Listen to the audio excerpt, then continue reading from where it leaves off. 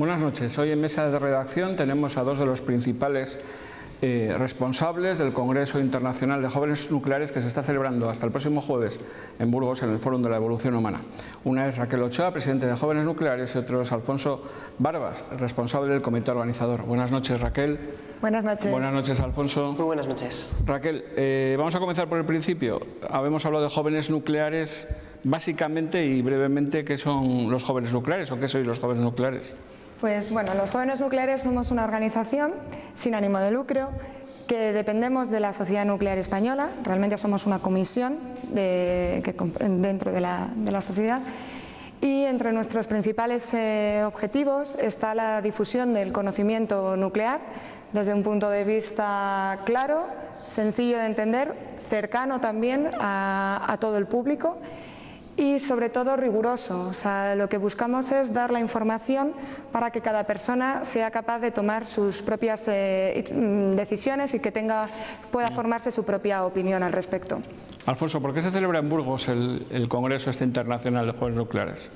Bueno, pues esto es la candidatura que nosotros presentamos hace 2 años ya en Charlotte. Se iban inicialmente a presentar 3 países, porque se iba a presentar también Reino Unido con Manchester y también la India, pero finalmente ellos no encontraron el apoyo necesario y fue Burgos la que salió adelante. Posteriormente, hay que decir, porque esto me parece importante, que tuvimos presiones para pasarnos a Madrid o a Barcelona, pero nosotros, pues oye, debido a la gran acogida que estábamos seguros íbamos a tener y que ya nos había confirmado el alcalde que nos esperaba, pues nos atuvimos a Burgos y aquí estamos, afortunadamente. Y nos acompaña Óscar del Hoyo, responsable de Páginas Comunes del Grupo Económico. Buenas noches, Óscar, bienvenido de nuevo después de las fiestas estas que hemos tenido en la ciudad. Exactamente, buenas noches, Antonio, encantado de estar otra vez aquí. Una pregunta más, ¿de dónde proceden Alfonso, que es como responsable del comité organizador, de dónde proceden la mayoría de los asistentes o todos los asistentes? Pues son casi 500, ¿no? Los que ocupáis el fórum. Casi 400, eso es.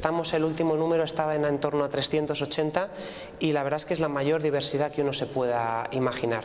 Estamos hablando de los 5 continentes y estamos hablando de una diversidad dentro de los continentes, pues evidentemente la mayoría de participantes son españoles, tenemos unos 80, 90 participantes españoles, pero luego dentro de Europa, 45 de Reino Unido, prácticamente de todos los países y en Asia lo mismo. En Asia tenemos una gran participación especialmente de los países emergentes, como pueda ser China, India, pero también Japón, incluso Pakistán, Nepal y también en África. ¿En todos esos países hay centrales nucleares? No en todos, pero sí que hay, te agradezco que me hagas la pregunta porque nos permite poner sobre la mesa el hecho de que hay muchos países que se están planteando construir. Además de los 14 países que actualmente están construyendo nuevas centrales nucleares, hay en torno a 40, Emiratos Árabes, etcétera, que se están planteando empezar a construir centrales nucleares como la solución al problema energético. Buenas noches, Raquel. Buenas noches, Alfonso.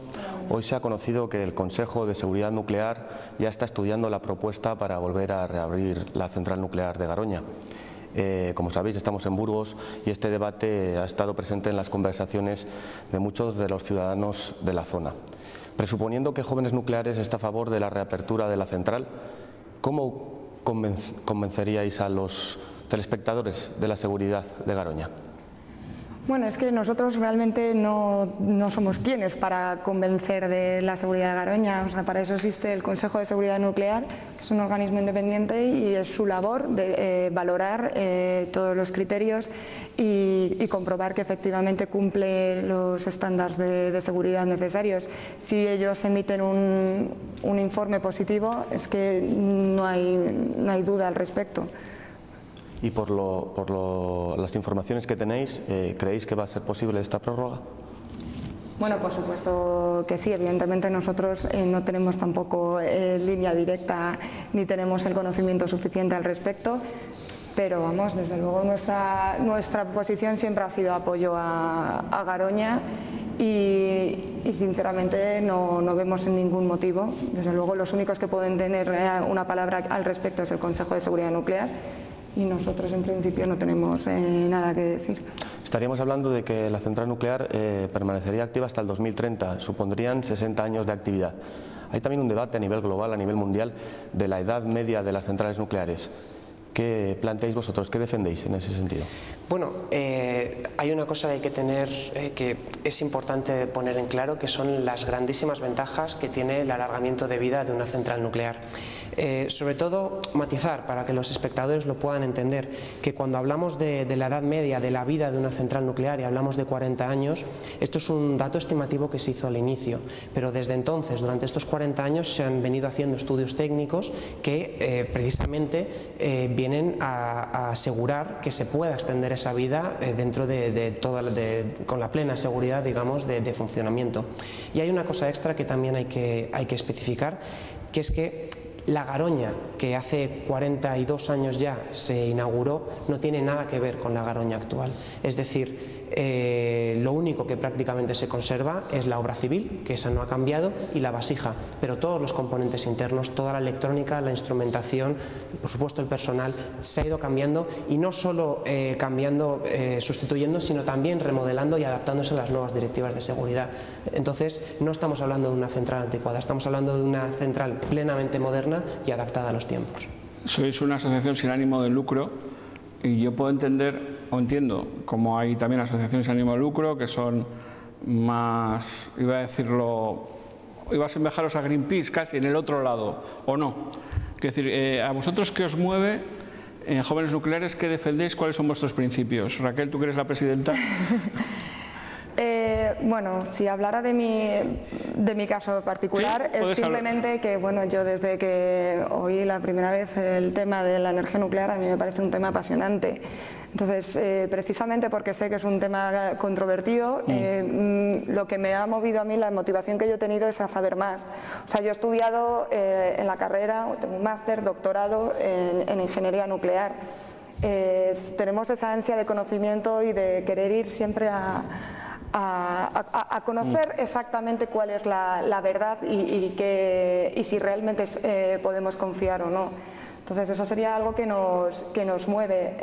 En general a Jóvenes Nucleares, pues yo diría que también es un poco ese ansia de conocimiento, esas ganas de vencer a veces algunos mitos y vencer quizás una problemática que ha sido esa falta de conocimiento que se lleva dando desde hace muchos años, esa falta de comunicación respecto a la energía nuclear. ¿Pero por qué tiene esa mancha, por ejemplo, ese debate se mantiene sobre las centrales nucleares y no sobre otras energías renovables, por ejemplo, ¿no? Para mí, ¿por qué ha pesado más la información de los que están en contra, de los que están a favor, teniendo en cuenta que los que están a favor de las centrales nucleares, las propias centrales, tienen dinero para hacer una campaña de comunicación suficientemente fuerte?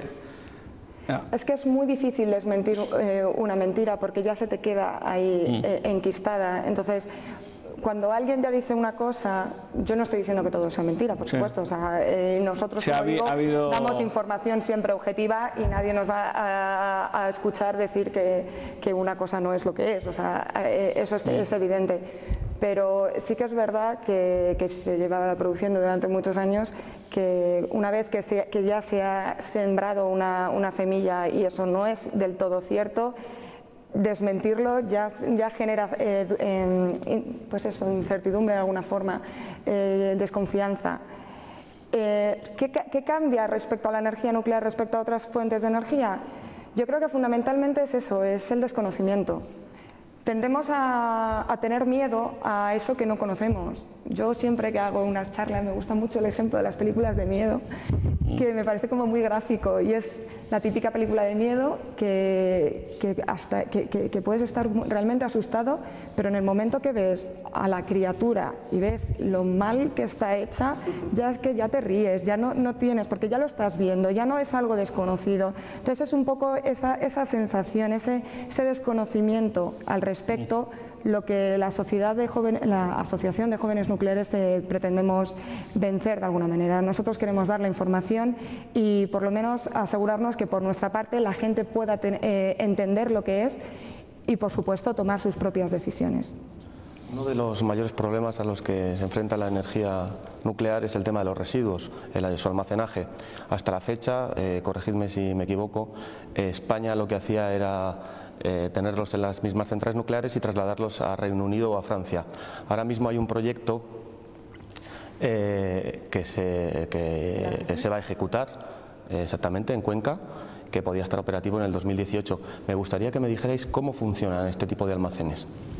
Sí, lo primero, una leve corrección. Con respecto a los residuos que se enviaban no a Reino Unido sino a Francia, eran únicamente los residuos de Vandellós 1. Bien, esto responde a la política que se llevaba antes nuclear en España, que se llama la de ciclo cerrado. Es una política que se hace en países como Francia, lo que consiste en que eso que nosotros mal llamamos residuos, porque residuo es algo que no tiene más uso, y eso no es verdad. El combustible gastado, según sale la central, en realidad todavía tiene, si consideramos un ciclo completamente cerrado, un 90% de material aprovechable en su interior. Nosotros lo llamamos residuo. Bien, estamos llamando residuo algo que vale millones de euros. Bien, pues el ciclo cerrado consiste precisamente en reprocesar todo ese combustible gastado para extraer ese 90% que todavía es utilizable. Y es lo que se hacía con el combustible gastado de Vandellós 1. El resto, efectivamente, de centrales lo que hacen es mantener todo el combustible que se ha utilizado desde que fueron inauguradas en su piscina, lo cual, desde un punto de vista, ya nos da una idea del volumen del que estamos hablando. Es decir, una central como Garoña, que lleva 40 años funcionando, todo el combustible que ha utilizado cabe dentro de ese edificio, algo que no se puede decir de una central de gas. El gas que ha utilizado una central durante 40 años no cabría en un depósito del tamaño de Madrid, con lo cual nos centra muy bien el tamaño en cuanto al volumen, ¿verdad? En cuanto al ATC, el almacén temporal centralizado que se va a construir en Villar de Cañas, es mucho más que un almacén de residuos. Es precisamente todo un centro que va a incluir un centro empresarial, va a incluir un centro de investigación y va a incluir también el propio almacén, que va a permitir abaratar todos esos costes de almacenaje, que siempre por economía de escala van a ser mucho menores si se tiene en un punto concentrado que si se tienen diversas centrales, y además permitirá, como digo, desarrollar, aparte del trabajo en la zona, un amplio campo de investigación en cuanto al tratamiento y al reprocesamiento de este material. Pero precisamente porque todavía conserva ese 90% de energía de uranio, esos residuos que quedan de la central nuclear, es por lo que se acusa un poco de la falta de seguridad de esos residuos, que no es lo mismo que estén introducidos en la central, que no es lo mismo que estén en una piscina o que estén en un centro de almacenamiento, porque todavía la energía que se genera de ese uranio puede durar, dicen, cientos y cientos de años, ¿no? O sea, hasta que se agota completamente. A mí me gustaría hacer un matiz, porque efectivamente los datos que ha dado Alfonso son correctos, pero en cuanto a lo que se puede reutilizar, pero es que en términos de volumen, lo que realmente hablamos que es el material que dura tiene esa larga vida, no llega al 1%. En volumen. Sí, pero el volumen quizás sea lo de menos, ¿no? Claro. Cuando que el impacto de energía es tan grande, claro. Claro, en cuanto a la seguridad, realmente no hay ningún problema en un almacenamiento en seco. O sea, hay que entender quizás todo el fenómeno que hay detrás de lo que es la radiación ionizante. O sea, las fuentes de radiación, que serían ese material, está totalmente cerrado, no sale de ahí, o sea, no hay ningún problema de contaminación y eso está controlado perfectamente que esté en forma segura.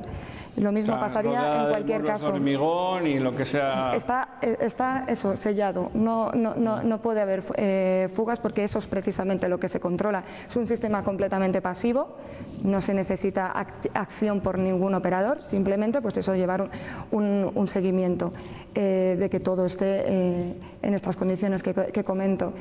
Y evidentemente el único problema es ese. Bueno, no es ningún problema, por supuesto. Es que me quieren cuidar la palabra. Es que siempre digo problema y bueno, nunca es problema. Tú eres ingeniera nuclear. Ya, pero claro, yo no soy de comunicación.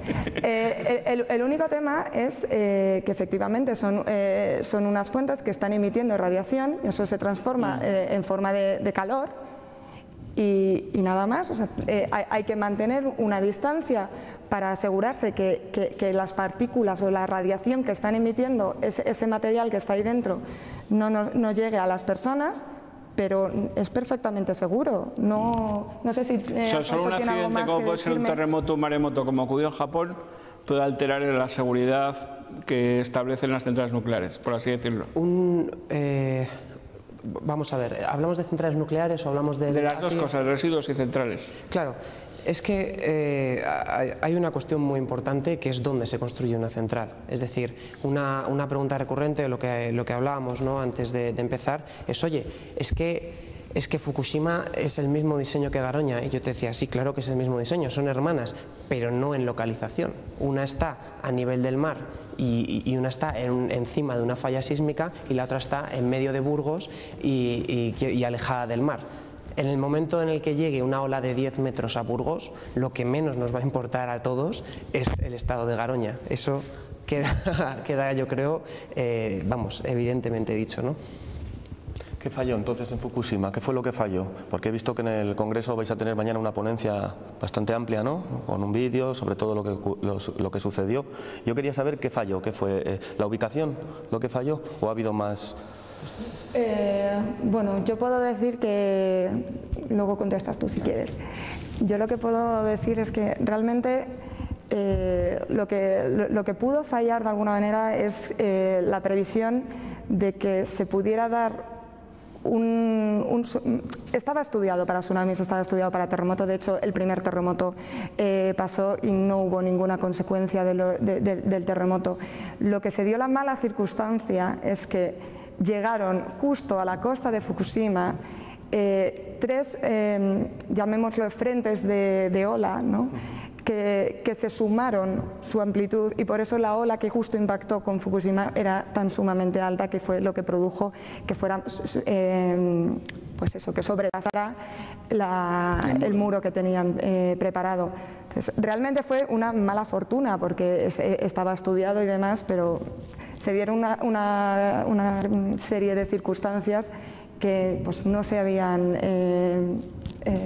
estudiado. Pero muchas centrales nucleares, por ejemplo, no sé si por evacuación de sus residuos, por ejemplo en Suecia, están cerca del mar. O sea, a la hora de para trasladar residuos, no sé si los trasladan en barco a otra central, que es la que los recibe y donde los almacena, o cuál es el mejor sitio, porque nunca se sabe, ¿no?, me imagino, para ubicar una central nuclear. No, pero en cualquier caso, si una central está cerca del mar, no tiene nada que ver con los residuos. Eso quede claro, porque puede parecer que... No, me refiero si dice eso, puede parecer que está... No, me refiero que hay centrales que están cerca del mar, o sea, que sabiendo que puede pasar una catástrofe. Esto es por razones de refrigeración. Todas las centrales, no las nucleares, las centrales de gas necesitan estar refrigeradas, todas las centrales térmicas. Entonces, la razón por la que siempre tienen que estar o bien cerca de un río o bien cerca del mar es por una cuestión de refrigeración. Ahora, tampoco es lo mismo estar al lado del Atlántico, al lado del Pacífico, que estar al lado del Mediterráneo. Es decir, un maremoto de las características que se dieron en Fukushima sería imposible en el Mediterráneo. O sea, por ejemplo, en Argentina, centrales nucleares mejor no. Habría que analizar las consecuencias. Por los terremotos que se pueden producir allí, o en Centroamérica. Depende en concreto en Argentina, por lo que yo tengo entendido con mis colegas de allí, no tienen tantos problemas. Por ejemplo, yo estuve hace unos meses en Chile visitando unos amigos, y ahí sí que mira que me encantaría construir centrales nucleares en todo el mundo. Allí pues me parece que... En Chile es difícil también, ¿no? Centroamérica. No, o sea, a ver, evidentemente la tecnología puede vencer cualquier cosa, se puede, no es que sea imposible, pero si no es necesario, yo no lo haría.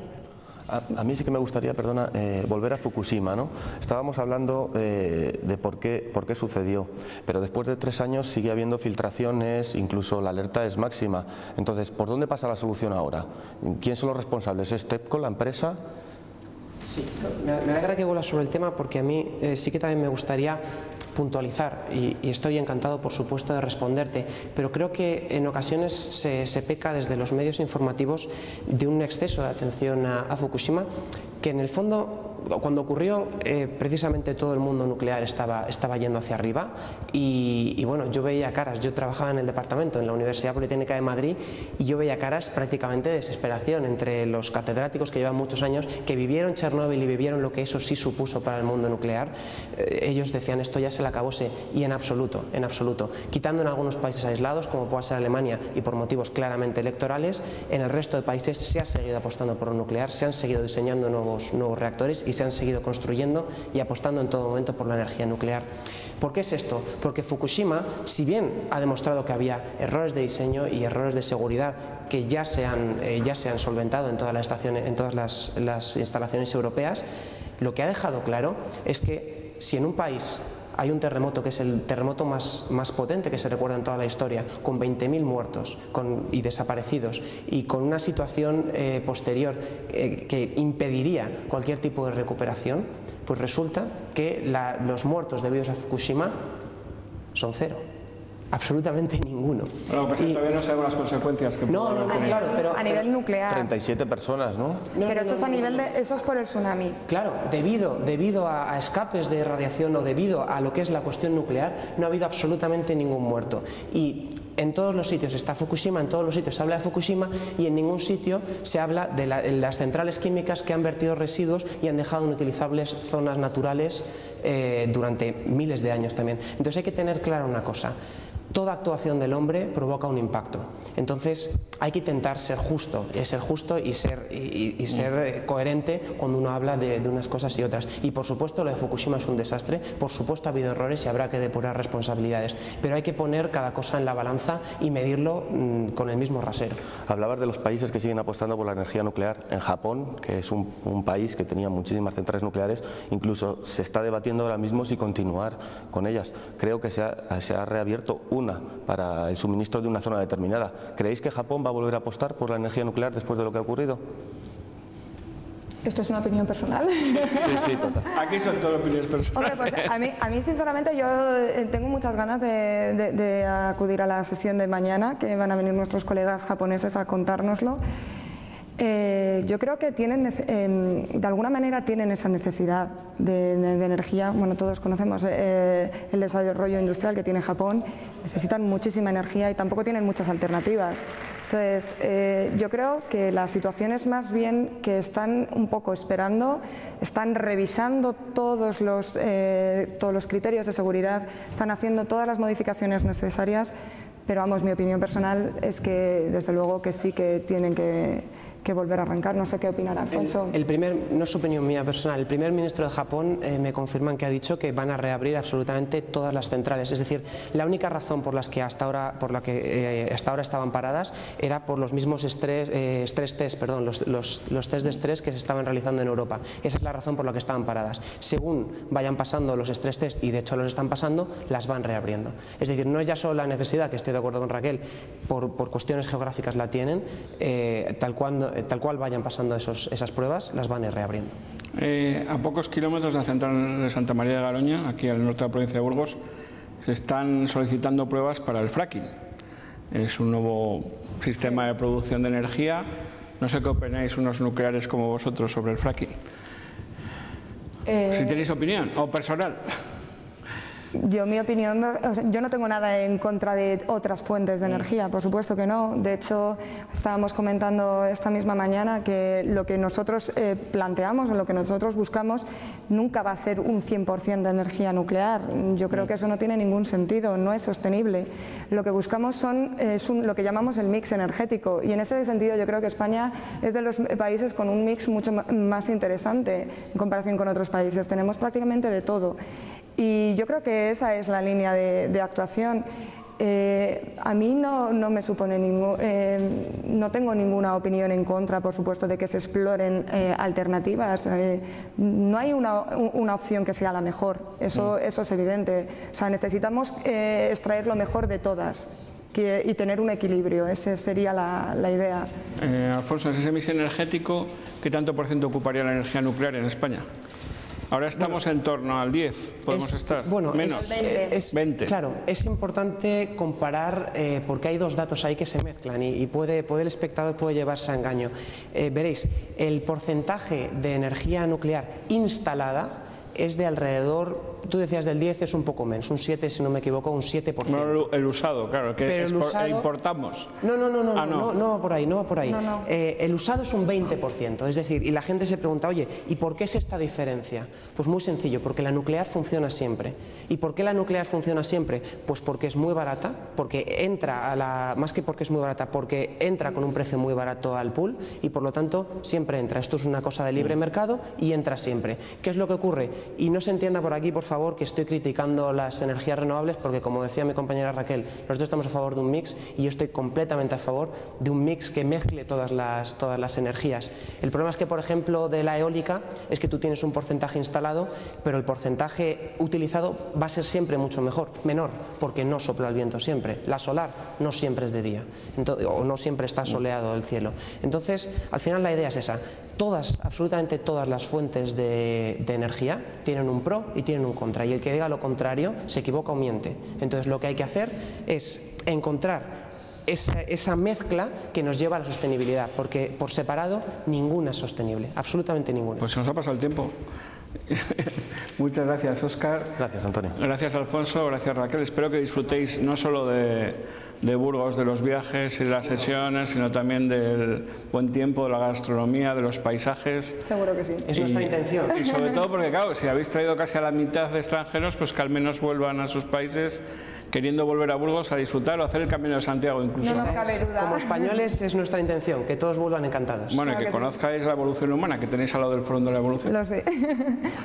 Buenas noches a todos ustedes y hasta la próxima semana.